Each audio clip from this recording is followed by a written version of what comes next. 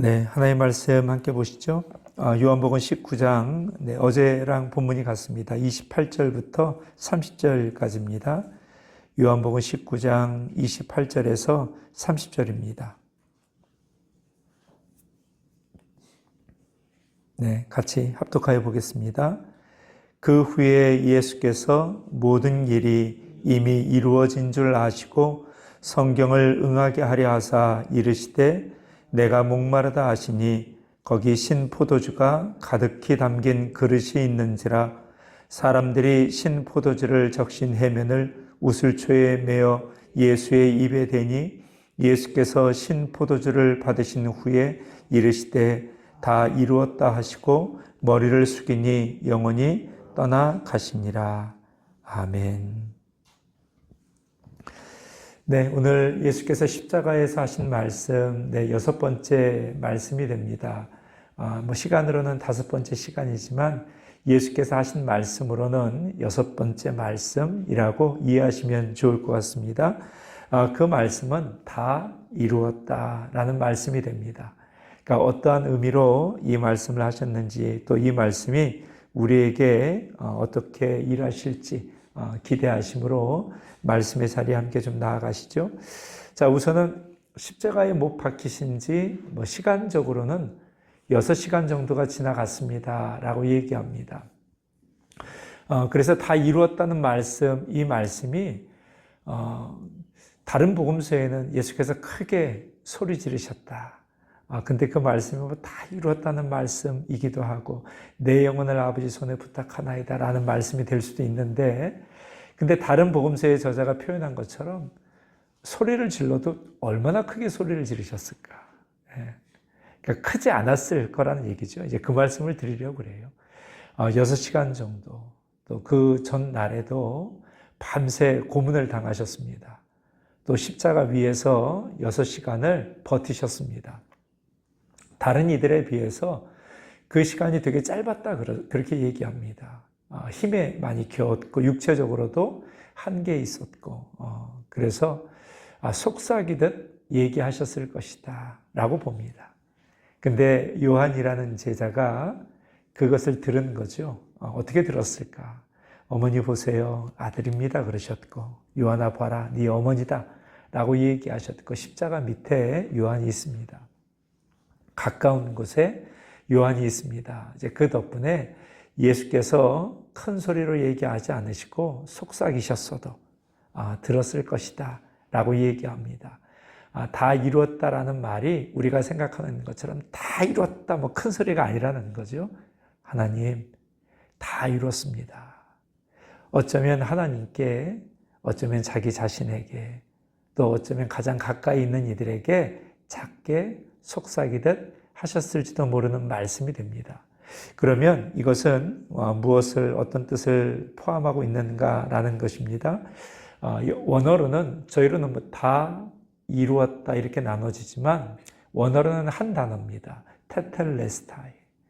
네, 그게 이제 4가지 정도의 뜻을, 이제 그 당시의 사람들은 이 단어를 쓸 때 4가지를 가지고 사용을 합니다. 첫 번째는 가장 많이 소개해드렸던 영수증입니다. 물건을 샀고 그 물건에 대한 돈을 지불할 때 다 지불되었습니다. 완불, paid in full 이라고 얘기하는 것처럼 내야 될 돈을 다 냈습니다. 그럴 때 씁니다.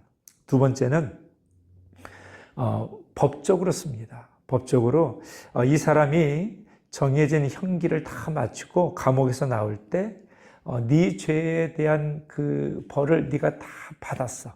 그러니까 더 이상 남지 않았어 라고 얘기할 때 형벌이 끝났다. 그럴 때 씁니다. 또 세 번째는 제사장이 제물을 검사한 후에 하나님께 드려지기에 합당할 만큼 흠이 없구나. 그럴 때 씁니다. 즉 완전한 제물이다. 제물을 준비한 사람이 이제 끌고 와서 제사장에게 검사를 받습니다. 이거 괜찮습니까? 그럼 이제 제사장이 하나님께서 말씀하신 대로 제물에 흠이 없는지, 상처가 없는지, 제물이 될 만한지 그걸 봅니다.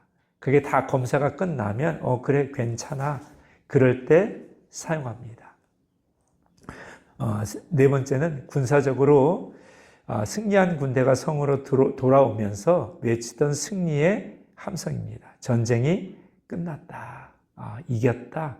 전쟁이 끝났다. 그럴 때 써요.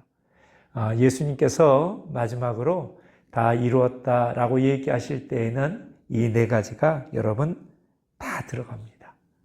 그래서 얘기하셨던 것처럼 우선은 지불해야 되는 값, 그것을 지불했습니다. 더 이상 물건값 달라고 쫓아오는 사람이 없다라는 거죠. 로마서 6장 13절에 죄의 삭은 사망이다. 죄라는 것에 대한 값은 사망이다. 사용했으면 사용료를 내라. 죄를 사용한 거죠. 저희가 죄를 사용했습니다. 여러분 죄를 쓰신 거예요. 리스 또는 파이낸싱 하시든 죄를 갖다 쓰신 거예요. 그러면 사탄은 얘기합니다. 너 잘 썼잖아. 그러면 거기에 대한 값을 내야지. 죄에 대한 값을 반드시 내야 합니다. 안 그러면 이제 고발당해요. 고발당한 값이 사망, 죽음입니다. 그래서 이 값이 치루어졌습니다. 라고 얘기하십니다. 이 말의 능력은 여기에 있습니다. 더 이상 거기에 대해서 해결된 것에 대해서 누가 달라 그래도 안 주셔도 된다는 얘기예요. 그래서 우리 성도님들이 간혹 느끼시는 이제 예수님 믿는 사람들이 느끼는 가끔 살아나는 정죄라고 얘기하는 게 있습니다. 정죄는 죄로 정했다, 정해진 것, 그런 것을 얘기합니다. 그래서 다른 말로는 자기 스스로 이미 법적으로는 이미 돈은 다 냈는데 내야 될 것 같아, 내야 될 것 같아, 이렇게 걱정하는 걸 정죄라고 얘기해요. 하나님 용서하셨대. 그거 해결됐대. 근데 내야 될 것 같아. 정말 냈나? 괜찮나? 내야 될 것 같은데? 그 마음을 정죄라고 얘기합니다. 정죄라는 마음을 자꾸 누군가가 줘요? 그럼 내가 거기에 대해서 인정할 때 정죄가 됩니다. 너 내야 될 것 같아. 냈어? 누가 냈어? 안 낸 것 같은데? 그러니까 내. 그러면 이제 정죄를 받은 사람은 그 말에 속아서 돈을 내려 해요. 돈이 없는데 내려 합니다. 걱정해요. 돈이 없는데 내려고 합니다. 염려해요. 또 돈이 없어서 어떻게 그거를 만들까? 수고해요. 고생해요. 죽도록 고생해서 내보려고 했는데 그걸로 값이 안 된대요. 아무리 수고했는데 채울 수가 없어요. 그게 사망입니다. 야, 그리고 네가 지금 모아서 내겠다 안 돼. 네 생명을 놓고 가. 무슨 짓을 해도요. 내가 숨 쉬며 살아가는 무슨 짓을 해도 그걸로 안 돼요. 왜요? 죄의 값은 생명? 그 생명을 대가로 지불해야 되니까. 너 네 생명 잘 쓰라고 줬잖아. 근데 왜 잘 못 썼어? 이거 망쳤네? 망가졌네? 그러니까 갚어. 그럼 생명을 도로 내놔야 돼요. 그거밖에는 값이 없습니다. 그걸로 끝나지도 않아요, 또. 영원한 생명을 그렇게 망쳐놨으니까 영원히 갚으라 그래요. 그래서 영원한 죽음으로 갚아야 합니다. 그래서 지옥을 뭐라고 얘기해요? 영원한 죽음. 천국은 영원한 생명. 값이 그렇게 커요. 영원한 생명을 받았는데 망쳤어요. 망가뜨렸어요. 그게 죄예요? 그러면 영원히 갚으셔야 돼요. 영원히. 그게 영원한 형벌이에요. 이제 이해가 되시죠? 근데 이것을 예수께서 갚으셨다. 지불하셨다. 그래서 누군가가 와서 죄인이다. 거기에 대한 값을 갚아라. 아무리 찔러도 얘기하시면 됩니다. 우리가 잘 아는 믿음의 선배 루터에게도 그랬대요. 루터에게도. 사탄이 와서 막 뭘 읽더래. 그 들어보니까 자기 죄들이에요. 태어나면서부터 지금까지 지었던 죄를 쫙 읊는데 한마디도 못하겠더래요. 다 맞는 말, 자기가 지었던 죄를 얘기하니까. 그래서 영락없이 죽었다 싶을 때에 마음속에서 한 가지 소리가 일어나더래요. 그래, 그것도 맞는데 예수께서 나를 위해서 십자가에 죽으신 것도 맞아. 그건 왜 없어? 너 네 죄를 다 내 죄를 다 읽어줬는데 근데 마지막 하나 빠졌네? 그거 테텔레스타이. 집을 댔잖아. 예수께서 십자가에 집을 댔잖아. 그랬더니 가버리더래요. 그러니까 흘러오는 얘기입니다. 믿음의 선배, 또 우리가 존경한 루터에게도 그런 일이 있었대더라. 정죄를 심어주는 것 여전히 있습니다. 그것 때문에 자꾸 옛날로 돌아가세요. 근데 십자가의 능력은 뭐냐면요. 그거 해결됐어. 그러니까 똑같이 살지 마세요. 이런 말도 쓰지 마세요. 난 원래 그래. 그렇게 태어났어. 성도가 쓰는 말 아닙니다. 우리는 예수님 안에서 다시 태어났어요. 그러니까 원래 그렇지 않아요. 나는 내가 해봐야 뭐 늘 그렇지 않습니다. 성령을 모시고 살기 때문에 우린 달라질 수 있고, 그리고 예수님 닮아갈 수 있고, 예수님 따라갈 수 있어요. 그래서 십자가의 능력은요, 나는 원래 그렇다, 그렇게 태어났다, 고작 해봐야 그 정도다, 그렇지 않습니다. 십자가에서 십자가를 통해 달라졌다, 바뀌었다. 이것이 우리의 능력입니다. 두 번째 의미 말씀드린 것처럼 법적으로 이미 끝났다라는 거죠. 그거는 첫 번째랑 비슷합니다. 물건값에 대한 것. 근데 이렇게 법적으로. 그러니까 안 하면 징계가 형벌이 있는 거죠. 법적으로. 그러니까 끝나기 전까지는 계속 나한테 와서 물을 거예요. 그러니까 민사, 형사 이런 민사, 형사. 내가 빚진 거 갚으면 되는데 법적으로는 거기에 대해서 끝까지 해결을 보셔야 돼요. 안 하면 벌을 받아요. 벌을 받아요. 특히 이 법은 하나님께서 주신 법이 있습니다. 율법도 법이죠. 율법도 법이에요. 그 율법을 주신 이유는 거울처럼 써라. 그러신 이유입니다. 거울로 써라. 거울의 용도는 내 모양이 괜찮나 검사하는 거예요. 주일날 어떤 성도님이 저한테 그러셨어요. 목사님, 주중에 이발하셨나 봐요. 왜요? 그랬더니 이발 안 했는데 왜요? 그랬더니 헤어스타일이 달라졌는데 그래서 어디가 특별히 달라졌는데 뒤에가 달라졌대. 그거는 머리를 안 감고 그냥 나와서. 그래요. 오늘은 머리를 감았더니 달라 보이나 봐요. 몰랐죠. 앞에만 괜찮으면 괜찮은 줄 알았지. 뒤에 자고 났더니 뒤에가 눌렸는데 뒤에 안 보이잖아요. 그러니까 못 본 거예요, 제가. 그랬더니 열심히 돌아다녔는데 뒤통수를 본 분은 머리 감은 날과 감지 않은 날 달라지니까 다르게 본 거죠. 율법은 거울입니다. 비춰보는 거죠. 이렇게 보고 저렇게 비춰보고. 근데 안 보이는 부분도 있고 그리고 못 보는 부분도 있을 수 있잖아요. 그래도 드러납니다.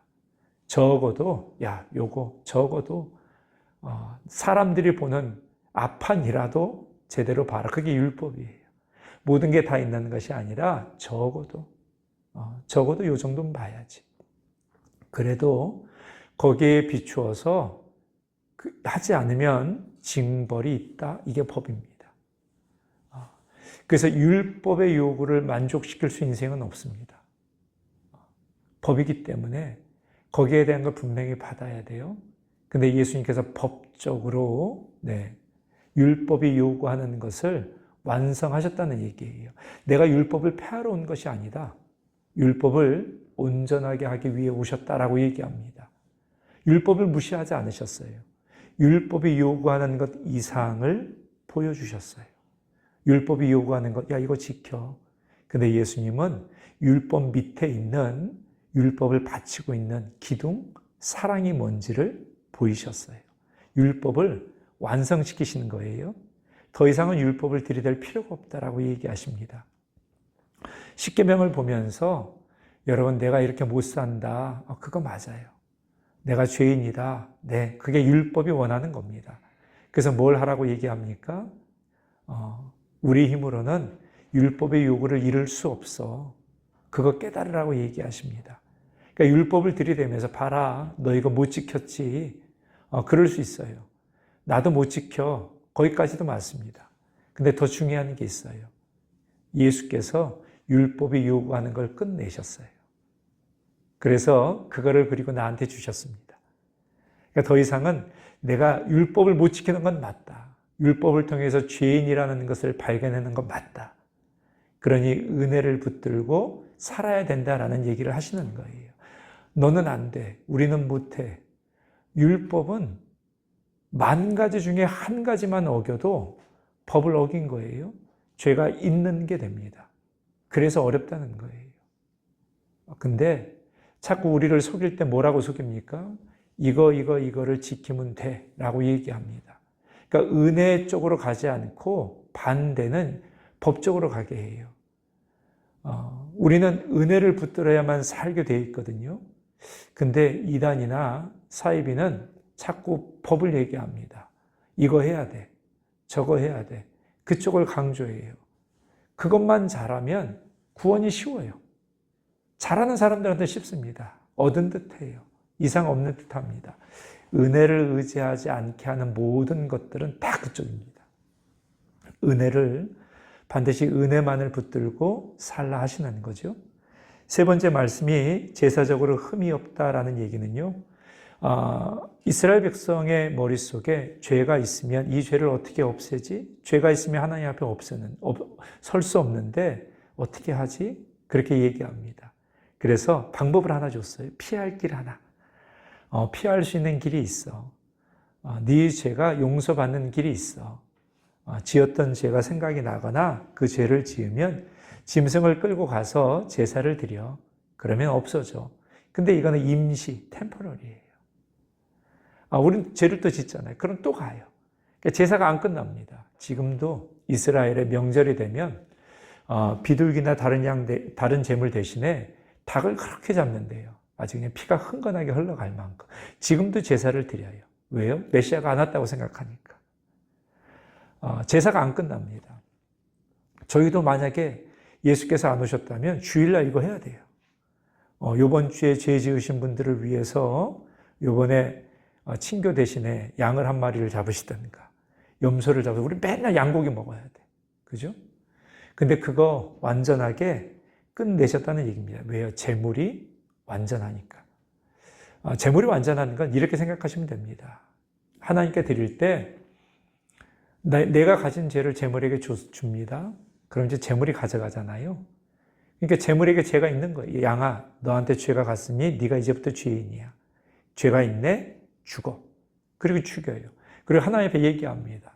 하나님, 지은 죄에 대해서 법적으로 지은 죄에 대해서 생명에 죽어서 값을 지불했습니다. 괜찮죠? 그래요. 근데 그걸로 괜찮습니까? 또 죄를 짓잖아요. 그럼 또 지내고. 그래서 이 죄가 임시적으로 템포러리다 뭘로 합니까? 죽은 재물이 살아나지 않아요. 모든 재물은 죽여서 드립니다. 근데 그 죽은 재물이 하나님께 받아들여졌다.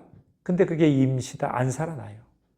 근데 예수님은 죽으셨다가 살아나셨죠. 더 이상 재물이 필요 없다는 얘기를 그렇게 표현합니다. 더 이상 재물이 필요 없어. 왜? 드렸던 재물이 살아났으니까. 단번에 완전한 재물, 완전한 제사, 영원한 제사 드리셨습니다. 더 이상은 재물이 필요 없습니다. 라고 얘기합니다. 마지막으로 제일 중요합니다. 좀 길었지만 승리에 대한 건데요. 이 군대가 전쟁에서 이기고 들어오면 야 전쟁 끝났다 라는 표현이라 그러잖아요. 전쟁 끝났다. 예수님의 십자가가 그렇습니다. 전쟁이 끝났다. 너희는 이겼다. 그래서 다 이루었다라는 말씀이 그냥 거기서 끝나는 게 아니라 전쟁에서 이긴 승리를 계속적으로 경험하며 살라는 말씀이 돼요. 너는 이제부터 네가 할 일은 이긴 사람답게 살아.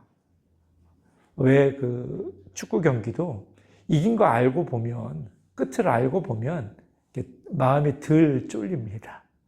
근데 모르면 그렇게 힘이 들죠.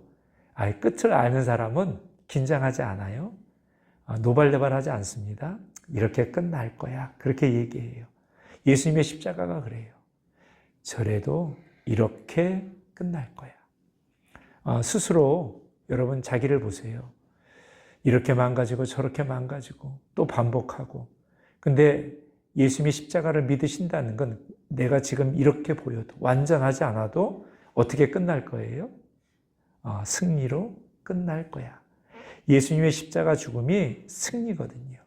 거기서 이기셨어요. 하나님이 원하시는 대로 그렇게 끝날 거야. 자기한테도. 또 내가 밉게 보는, 내 눈에 보기에는 저 사람은 안 돼. 포기하고 싶은. 근데 어떻게 끝나요? 예수님 손에 붙들려 있다면 하나님의 자녀로 끝날 거야. 이기는 자로 끝날 거야. 그게 없이 어떻게 살아요?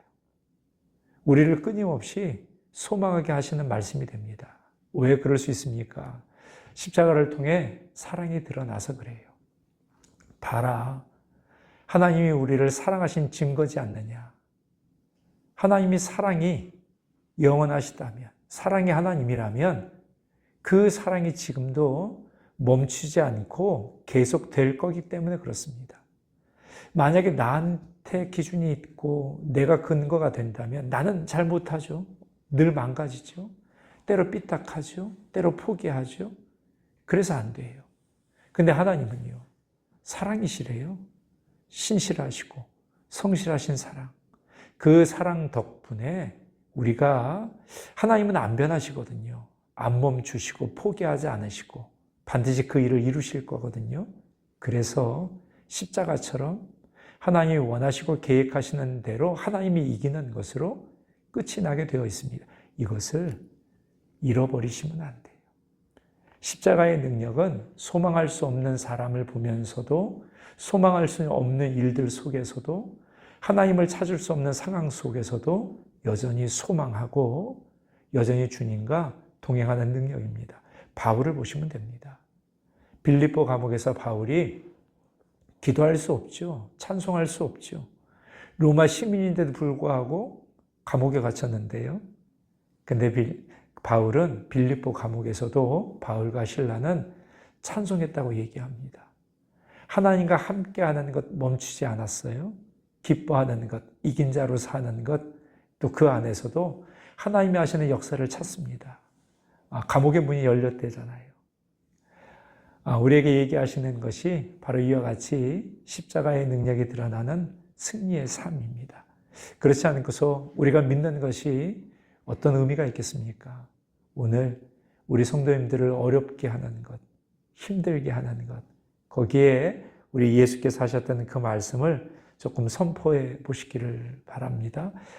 예수님께서 그 현장에 계신다고 생각해 보세요. 내가 스스로를 정죄할 때, 그런 마음이 들 때 예수님이 하시는 말 다 이루었다. 나는 안 될 거야 라고 생각할 때, 저 사람은 안 될 거야, 그런 마음이 들 때 다 이루었다. 이 말씀을 그 현장마다 선포하실 때, 그러며 기도하실 때마다 하나님께서 행하시는 일들을 여러분 경험하시는 한 날이 되시리라 믿습니다. 기도하겠습니다. 하나님, 고난당하시고 또 죽으신 것만 저희가 늘 생각합니다. 다 이루었다라는 말씀 속에 예언하신 그대로 하나님의 말씀이 이루어졌고, 그리고 이제 더 이상 죄의 값 때문에 걱정하거나 염려하지 않아도 되고, 이 세상을 소망 없이 살지 않고, 그리고 소망하며 살 수 있는 승리가 이미 우리에게 있다 말씀하십니다. 오늘 이 십자가의 능력이 저희들의 능력이 되기를 소망합니다. 하나님, 정죄하는 모든 이들이, 또 염려하는 이들이 지는 것처럼 이 땅을 살며 스스로를 포기하고 또 사랑하고 용서하기를 포기했던 이들 속에 오늘 이 말씀이 울려져서 새로운 일들, 새로운 역사가 일어나게 하옵소서. 십자가의 능력을 맛보게 하여 주옵소서. 끝까지 사랑하시며 사랑이신 하나님을 증거하셨던 것처럼 저희들의 삶을 통해서도 그 주님께서 그렇게 드러나 주옵소서.